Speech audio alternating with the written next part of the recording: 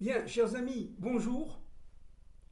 Alors nous allons, aussi humblement que possible, bien entendu, essayer de continuer l'analyse que nous avions fait les fois précédentes concernant cette insertion des forces d'obscurité dans notre monde, et cela depuis, j'allais dire, presque les origines. Il faut bien comprendre que à la fin des temps de l'histoire, c'est ce qu'on avait dit les autres fois, les forces d'obscurité sont immanentes, partout. Et surtout, elles ont le sentiment d'avoir atteint leur propre objectif. À la fin des temps, dit le Zohar, l'ensemble des dictateurs reviendront. Évidemment, on pourrait être jugé par Dieu, mais dans un premier temps, ils reviendront pour conquérir leur monde. Par exemple, Nimrod reviendra. Par exemple, Pharaon reviendra. Et d'ailleurs, entre parenthèses, les forces de Pharaon reviendront d'une manière totalisante, extrêmement enfouie dans les parcours de l'ensemble de nos systèmes, de l'ensemble de nos idéologies. Elles vont véritablement se retrouver dans l'ensemble des pouvoirs, que ce soit le pouvoir politique, le pouvoir économique et le pouvoir social, avec, bien entendu, le pouvoir spirituel. Alors, je voudrais, là, me référer à un livre qui est très très ancien, qui a été écrit par quelqu'un qui, en tant qu'écrivain, m'est très cher. Il s'appelait Josué Jéhouda. Josué Jéhouda était un juif suisse qui, dans les années 50, a écrit de nombreux livres, notamment, je vais vous les rapidement citer, Israël et la chrétienté, le sionisme et le messianisme, et ce livre de référence, encore une fois qui est très ancien, qui s'appelle L'antisémitisme miroir du monde. Vous voyez, l'antisémitisme miroir du monde, paru aux éditions Synthesis à Genève, dans les années 50. À la page 89, cet écrivain dit la chose suivante. Regardez par rapport à aujourd'hui. L'antisémitisme. Regardez ce qui se passe aujourd'hui dans les réseaux sociaux, à l'ONU, même au niveau des gouvernements. Regardez ce qui se passe à La Haye aujourd'hui, avec cette Cour européenne de justice, Cour pénale internationale aussi. Regardez ce qui se passe, bien entendu, au niveau des officiels, des officialités. On passe, si vous voulez, de la lumière aux ténèbres très très vite. C'est-à-dire qu'il y a un sentiment de doute qui est fondamental là. Mais regardez ce qu'il dit dans les années 50 dans son analyse sur l'antisémitisme. L'antisémitisme, je cite, d'origine païenne, procédait dans l'Antiquité, et moi je rajoute dans notre monde aussi, de trois mobiles. Premier mobile, endurcissement du cœur et désir de profit. Il est évident que le pharaon de l'époque, comme le pharaon d'aujourd'hui, entend aller jusqu'au bout de son pouvoir, de sa domination. il est sûr de réussir. Il n'a à ce niveau-là absolument aucun doute. Et l'emprise qu'il a dans le monde est reliée directement à la richesse et à la recherche du profit. Deuxième point, dit M. Jéhouda, impérialisme et volonté de puissance, comme Nimrod, dit-il, comme Babel, comme l'Assyrie, comme Rome, je cite. Évidemment, et surtout, anti-messianisme. Un anti-messianisme, dit-il, congénital au peuple païen. Et il cite Amalek, il cite Aman, il cite aussi Antiochos, Antioche. Chez nous, on dit Antiochos. C'est-à-dire que, véritablement, le paganisme, je cite, sous toutes ses formes, se dresse contre toute conception progressiste de l'histoire. Et c'est là, je finis ma citation, et c'est là, véritablement, où le bas blesse. Pourquoi ? Parce que le plan de Dieu, évidemment caché, secret, est un plan qui est omniprésent, mais dynamique. Il y a une véritable pédagogie de l'histoire, dynamique de l'histoire. Et c'est exactement ce que ne veulent pas les ennemis, les ennemis d'Israël et des enfants descendants d'Adam et Ève. Nous, l'humanité, descendants de l'homme primordial, nous savons dans notre chair, dans notre âme intérieure très profonde, qu'il y a une dynamique de l'histoire, qu'il y a un sens à l'histoire, et que ce sens de l'histoire est véritablement pédagogique. C'est Dieu qui veut tout simplement, pour aboutir au bien, pour aboutir à la perfection, qui veut nous amener à nous remettre continuellement en question, de manière à pouvoir et devoir connaître notre identité propre, notre identité intérieure. C'est exactement ce que ne veut pas Pharaon. Or, et là je reviens à ce que nous avions dit les dernières fois, les forces de Pharaon sont éminemment présentes dans notre monde de la fin des temps.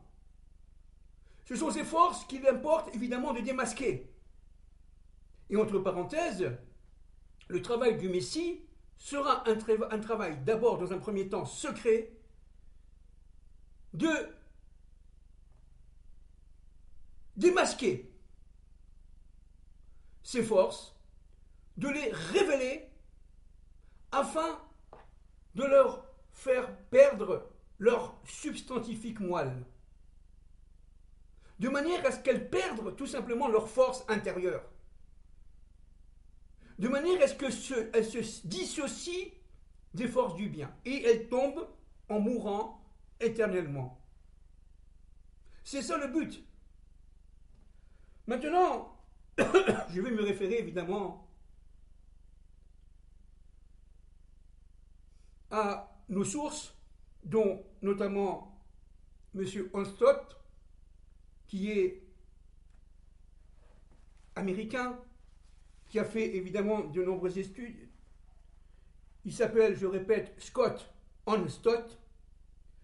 Je répète qu'il a été traduit par une traductrice qui se fait nommer Jeanne. Évidemment, ce n'est pas la seule source. Mais moi, je me suis humblement référé à ces sources parce que je sais qu'elles sont fiables. Qu'elles sont fiables. Et que dit M. Onstott ? à partir des études qui ont été faites auparavant, bien entendu. Je vais essayer de me coller un peu au texte pour expliquer. Il dit d'abord une chose très importante, que la ville de Washington, lorsqu'elle a été créée, elle a été créée bien entendu par des chefs francs-maçons, mais elle a été créée avec surtout le souci de se coller aux sources thoraïques. Et, disent, par exemple, je cite M. David Ovason, dont The Secret Architecture of Your Nation, le secret architectural de notre nation, il parle d'Amérique, ce monsieur Ovason dit que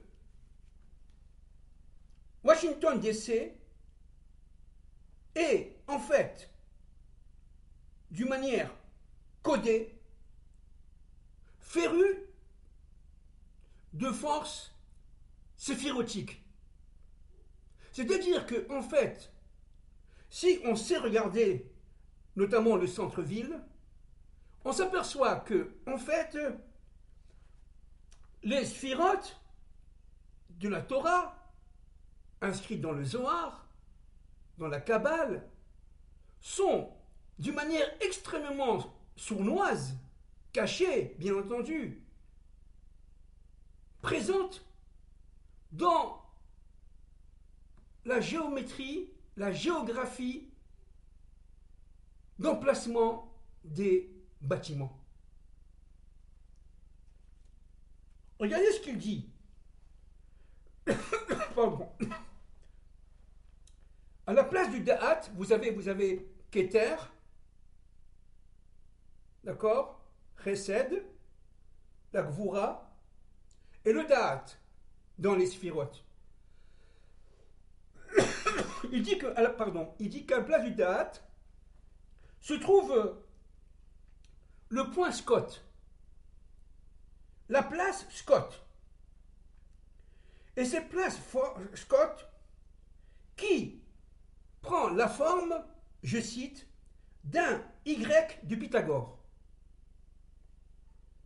Ce Y de Pythagore indique la confrontation à un choix symbolique entre le bien et le mal. Or, nous savons que le Da'at est lié directement à la connaissance intérieure des événements. Il dit aussi que la ville de Londres, après son incendie, vous savez que Londres a été incendiée en 1666, la ville de Londres a été primitivement planifiée, mais cela ne s'est pas fait, selon l'arbre séphirotique de la Kabbale. Cela à travers, et là on va rentrer un tout petit peu dans les détails, excusez-moi aujourd'hui je tousse un peu, on va rentrer dans les détails là, d'une connaissance ésotérique égyptienne, toujours à partir des déesses et des dieux égyptiens. Nous sommes dans, évidemment, l'idolâtrie.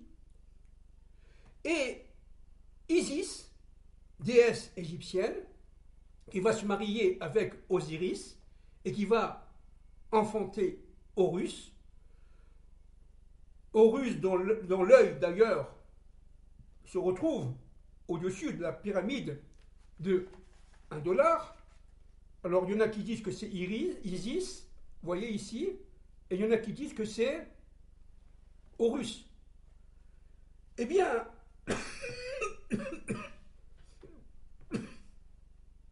la fleur de vie pousse, selon la mythologie égyptienne, dans l'arbre de vie. Il y a ici une sorte de confiscation. La source de vie sort et s'intègre dans une fleur qui s'appelle l'iris, qui était la fleur préférée d'Isis et qui est, si vous voulez, représentée par, dans le langage codé égyptien, 6 cercles, je cite, qui s'emboîtent parfaitement autour d'un 7e cercle central. Alors pourquoi c'est fondamental? Parce que, une fois développé, ces 7 cercles forment un diagramme traditionnel, ce qu'on appelle les fruits de la vie d'ailleurs, dans la mythologie égyptienne, qui contient 13 cercles. 13 cercles. Alors, il faut comprendre une chose. C'est que dans le dollar, dans $1, voyez, dans $1, il y a au-dessus, ici, voyez, de l'aigle, ici, il y a une sorte de soleil, voyez, éclairant, et il y a ici des étoiles, voyez, pardon, il y a 13 étoiles. 13 étoiles.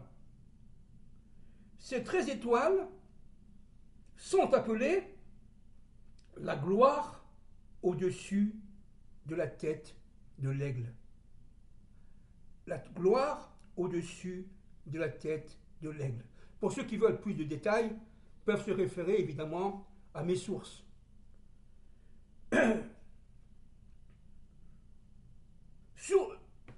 Sur le grand sceau, il y a 13 étoiles de gloire, on vient de le dire. Je cite.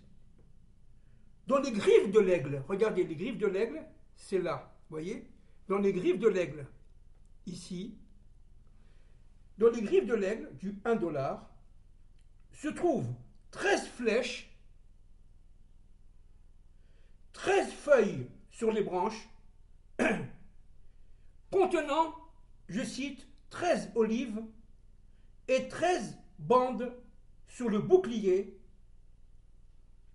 en représentation de 13 coloris. Il faut savoir, avant que je commente, que le 13e degré de la hiérarchie écossaise est appelé l'arche de Salomon. Vous voyez, il y a ici une sorte de confiscation de l'arche sainte du premier temple de Jérusalem. Alors, je voudrais ici commenter 13 signifie en gematria, en valeur numérique, Echad. Mais aussi Ahava. Echad, ça veut dire un. Ahava, ça veut dire amour. Au niveau de l'unité, dans le dollar américain de, entre parenthèses, $1, voyez, one, il y a la confiscation par les forces qui sont des forces éminemment reliées à la mythologie égyptienne, du Echad, du 13. Nous le voyons tout au long des civilisations. Et nous le voyons aussi aujourd'hui. Lorsqu'on parle du processus de mondialisation, et on parle d'un gouvernement mondial, qu'est-ce que ça veut dire? Il est évident que ce sont en fait des paroles pharaoniques. Regardons un peu, en quelques secondes évidemment, le processus industrialiste depuis la fin du 19e siècle jusqu'à aujourd'hui. Il y a eu une concentration plus que éhontée des mécanismes de production. On passe des PME, des PMI, des petites et moyennes entreprises, depuis des petites et moyennes industries, à la grande industrie, à la grande entreprise.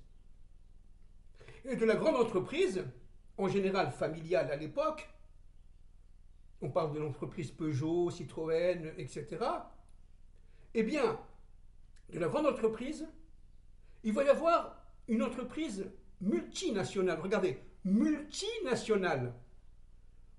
Dans cette entreprise multinationale, il y a encore, au niveau de la production industrielle et post-industrielle, y compris les services, il y a les nations. On parle de multinationales. Puis, progressivement, pardon, il va y avoir l'apparition de firmes mondialistes, où on va véritablement confisquer la capacité de production nationale au détriment des producteurs nationaux, mais au profit d'une entreprise qui n'a plus de lien avec telle ou telle nation. Les capitaux sont disséminés dans le monde, dans les paradis fiscaux, etc. Et véritablement, elles vont agréger un super profit au jour le jour, un chiffre d'affaires, c'est-à-dire un volume des ventes tellement énorme que certaines d'entre elles auront un chiffre d'affaires supérieur au budget général de la France. Je ne sais pas si on s'en rend compte. On parle ici d'entreprises. Elles ne sont plus du tout nationales. Elles ne sont plus américaines, en fait. Elles ne sont plus européennes. Elles ne sont plus japonaises. Elles ne sont même plus chinoises. Elles sont mondialistes. Donc le but, c'est de récupérer cette production de manière à unifier au maximum cette production afin d'en déterminer le pouvoir économique, le pouvoir monétaire. Et c'est la même chose au niveau du marché financier.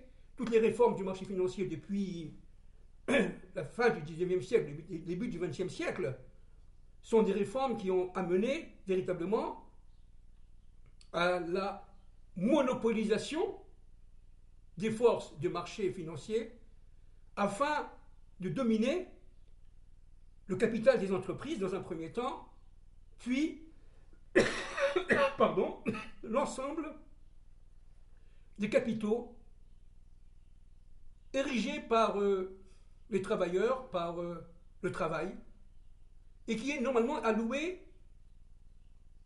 à la retraite, c'est-à-dire à une forme de placement, qui est des placements évidemment en retraite, qui sont utilisés, manipulés, contrôlés au jour le jour par certains qui se permettent d'utiliser l'argent des autres à leur propre profit.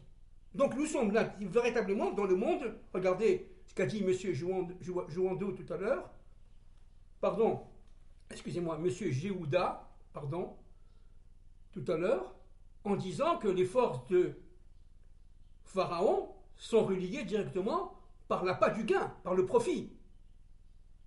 Et ils sont sûrs d'arriver à la victoire. Dans le monde de la mondialisation qu'on vit aujourd'hui, avec un gouvernement mondial, il y aura des masses qui lui seront assujetties.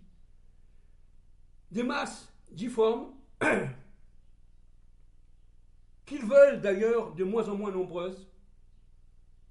Ces masses qui perdront leur identité nationale, qui perdront leur identité propre, et qui seront assujettis à leur bon vouloir. Il est question maintenant de mettre des puces sur le front, des puces électroniques ou sur les mains, de manière à pouvoir être suivi tranquillement.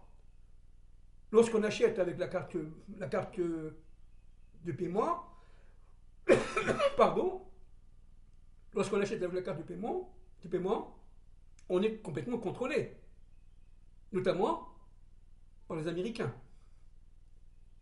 Même si vous achetez un pain, même si vous achetez au supermarché pour tant ou tant d'euros ou de shekels ou de dollars, vous êtes suivi. C'est-à-dire que véritablement là, c'est le monde de l'Égypte tel qu'il était il y a 3000 ans, mais d'une manière intrinsèque, d'une manière totalisante, d'une manière engloutissante, j'allais dire même. Le monde de l'Égypte est partout, dans nos têtes. J'avais notre maître Manitou, de mémoire bénie, disait que il est facile de sortir de l'exil au niveau géographique, mais il est extrêmement compliqué, extrêmement difficile de sortir de sa propre Égypte. Parce que l'Égypte est en nous.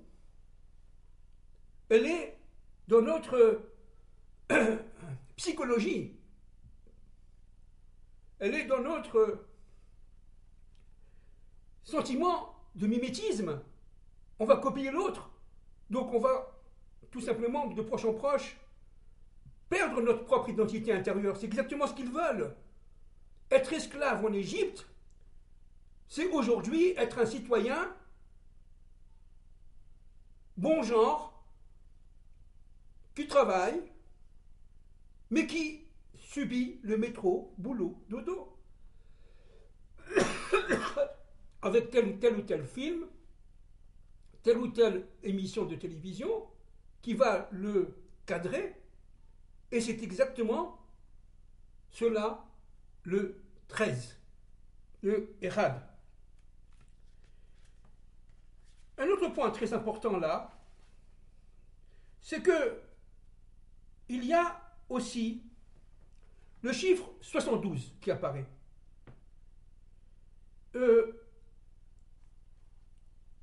Il faut comprendre une chose très importante.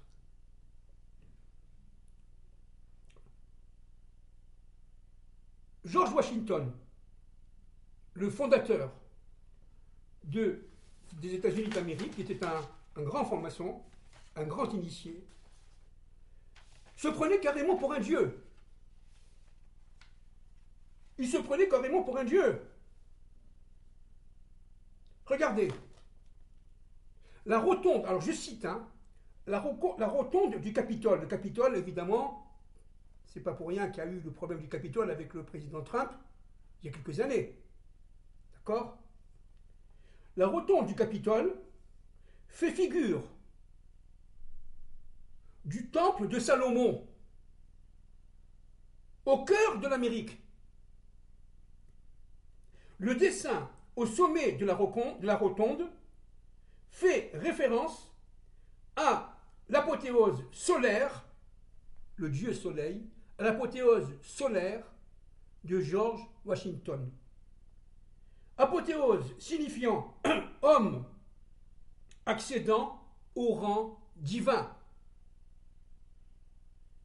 Vous vous rendez compte ? On va diviniser Washington, qui lui se prenait carrément comme un dieu, d'une manière secrète, bien entendu, d'une manière feutrée. George Washington est assis sur un arc en ciel, je cite, dans les nuages, entouré de 13 jeunes filles, et flanqué de la déesse de la liberté et de la victoire. Alors, je voudrais ici préciser un point fondamental. Pendant la Révolution française, on portait le bonnet phrygien. Pendant la Révolution française, ont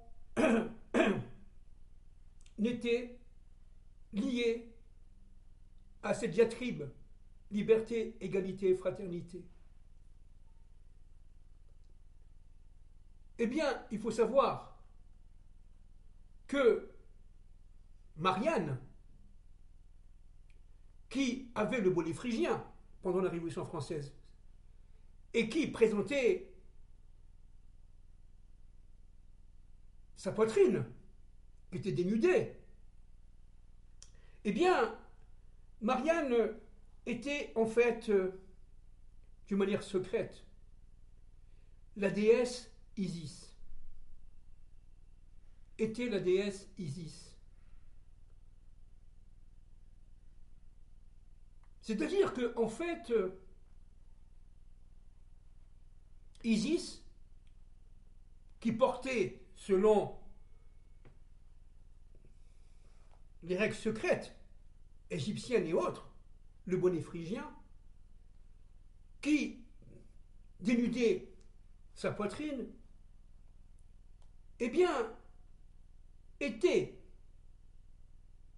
la déesse Isis qui cherchait à rencontrer Osiris, son mari, le dieu soleil, afin de produire un enfant. Et la Révolution française, qui a quelque part copié de deux côtés de l'Atlantique, regardez, vous avez Marianne avec le bonnet phrygien en France, mais vous avez aussi la Statue de la Liberté qui a été créée par les Français à la fin du XIXe siècle, enfin au milieu du XIXe siècle exactement, et qui a été transmise à la fin du XIXe siècle à New York, aux États-Unis. Vous avez ici l'emblème féminin de la liberté, la Statue de la Liberté. Pardon. Il faut savoir que la source spirituelle d'Isis se trouve dans son temple, même si aujourd'hui évidemment il n'existe plus, mais le point cosmique existe, à Alexandrie, en Égypte, où se trouvait d'ailleurs à l'époque antique le phare d'Alexandrie. Vous voyez, la lumière dans l'obscurité de la nuit.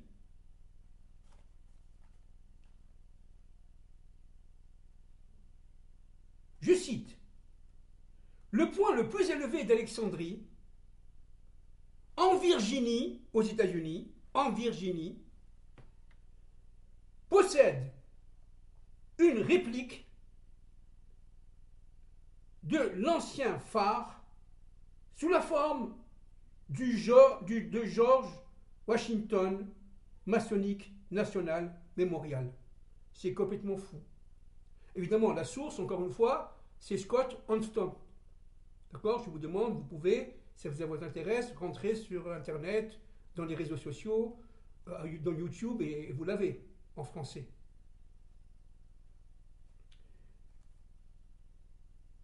Il faut savoir aussi que la Vierge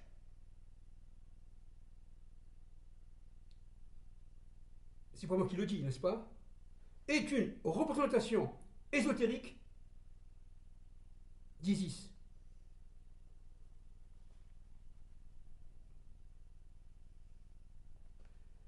Les étoiles, par exemple, comme je cite Artirius, Regulus et Spica, relie un triangle terrestre reliant, dit M. Onstock, la Maison Blanche, le Capitole. La Vierge se trouve sur le triangle fédéral et le lion sur le Capitole. Et vous savez que le lion, évidemment, est l'emblème du Messie, fils de David, descendant de la tribu de Yehuda. Selon M. Jérôme Lalande, là je donne la source, astrologue maçonnique du XVIIIe siècle, regardez comment les connaissances sont anciennes. La main droite de la Vierge pointe vers la Maison Blanche et sa main gauche pointe sur le Washington Monument. Alors qu'est-ce que c'est que ce Washington Monument? Pour ceux qui sont partis à Washington le savent. C'est une sorte de colonne, vous voyez, comme un phallus. Comme un phallus. C'est-à-dire, véritablement, ici, le phallus d'or qu'a construit Isis pour Osiris, et avec laquelle elle a, évidemment c'est mythologique, bien sûr, avec laquelle elle a enfanté Horus, eh bien, se trouve sous la forme du Washington Monument. Vous comprenez? C'est-à-dire que véritablement ici, à Washington, au siège même, au lieu même de ce gouvernement mondialiste, aujourd'hui, il y a les forces égyptiennes, notamment dominées par la déesse, Isis, qui attrape un phallus, qui est le Washington Monument, et qui, tout simplement, entend avoir un enfant. Et cet enfant, on le répète, c'est Horus, Dieu Soleil.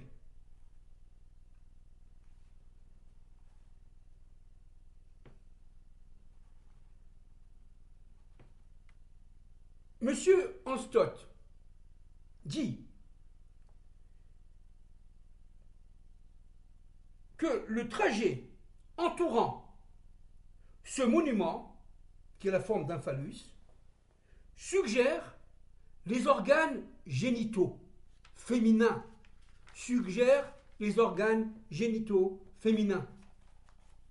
Évidemment, ce n'est pas moi qui le dis, d'accord? Ça a été démontré par de très nombreux auteurs, cela. Pris ensemble, dit-il, ces symboles représentent l'union d'Osiris et d'Iris pour la conception du dieu soleil Horus.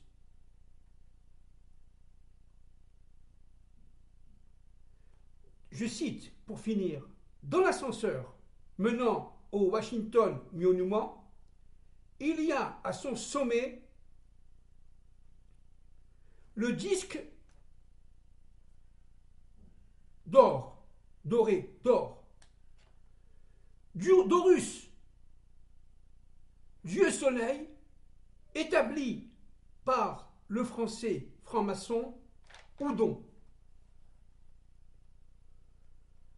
Je finis là parce que c'est très intéressant. Les mesures du monument tournent autour du chiffre 6 et du 5. Vous savez que le chiffre 6 est lié pour nous, évidemment, au Vav, le lien entre le ciel et la terre, et le 5 est lié à la lettre E, Yud et Vav E, qui est présente dans notre monde, et dont une partie de la lettre a été déstructurée par la faute d'Adam et de Ève. Ça fait, dit M. Anstott, 6660 pouces. Donc vous avez ici le chiffre 666 chrétien, qui est égal à 555 pieds. Le pied étant une mesure, bien entendu, anglaise. 6660 pouces égale 555. Alors, pour finir là, il faut comprendre qu'évidemment que tout est codé. Ceux qui sont intéressés, vous pouvez vous référer à mes sources. Vous pouvez vous référer aussi au film Parisis. Et il y en a d'autres. Tous autant aussi sérieux les uns que les autres. Il y a ici un plan secret qui va engager, par l'intermédiaire aujourd'hui de la mondialisation et de tout ce qu'on vit, la déstructuration, le transgenre, etc., etc., qui va engager l'humanité vers non pas seulement une impasse, mais vers son autodestruction. Et ça, c'est absolument terrible. Il est évident que le Dieu, un maître de l'histoire, ne laissera pas se faire. Nous sommes à la veille d'événements déjà maintenant dans le Golfe Persique, les Américains attaquent les Houthis, etc. Il y a eu hier des attaques entre l'Iran et le Pakistan. C'est-à-dire qu'il est évident qu'avec l'Ukraine, c'est l'Europe qui est en jeu là, hein, qui est au centre de la trame, qui est au centre de la scène. Le conflit ukrainien est loin d'être fini. Donc il faut bien comprendre que ce qui est en jeu, ce n'est pas Israël seulement. C'est l'avenir de l'humanité tout entière. Et c'est, évidemment, la guerre de Gog et Magog qui s'annonce avec fracas, en tout cas sa dernière phase. Sa dernière phase. Et donc, il faut... Pardon, aujourd'hui je tousse, pardon. Il faut bien comprendre l'enjeu des événements que nous vivons. Il y a parfaitement un sens dans cette histoire, puisque Dieu est le maître des mondialistes. Dieu est le maître de Pharaon. Dans la paracha Bo, lorsque, on l'a dit l'autre fois, Moïse rechigne à aller voir Pharaon, Dieu lui dit, mais attends, n'aie pas peur, c'est moi qui suis dans la tête de Pharaon. C'est un plan, c'est tout. Donc on n'a pas peur. On sait que Dieu est partout. On sait que, intimement, en nous, que tout ça est pour le bien. Voilà, je vous souhaite que du bien. Nous continuerons la prochaine fois. Évidemment, tout ce que j'ai dit, tout ce que j'ai lu, ce ne sont que des exemples, bien entendu, parce que les informations sont pléthores, il y a énormément d'informations là-dessus. Je ne donne que des exemples et je ne cite que ce que je peux citer, en quelques secondes, bien entendu, en quelques minutes. Il est hors de question de dire tout, c'est pas possible. Il faudrait des milliers d'heures. Mais il faut comprendre quand même qu'avec ces clichés, il y a quand même un clin d'œil de Dieu. Dieu nous dit, regarde où se trouve l'Amérique, regarde où se trouve la France, regarde où se trouve l'Angleterre, regarde où se trouve l'ensemble du monde occidental, qui entend dominer le monde, entend confisquer le chiffre 1, on l'a vu tout à l'heure sur $1, mais même le dollar, encore une fois qu'on a vu tout à l'heure, il est encore une fois bourré de codes.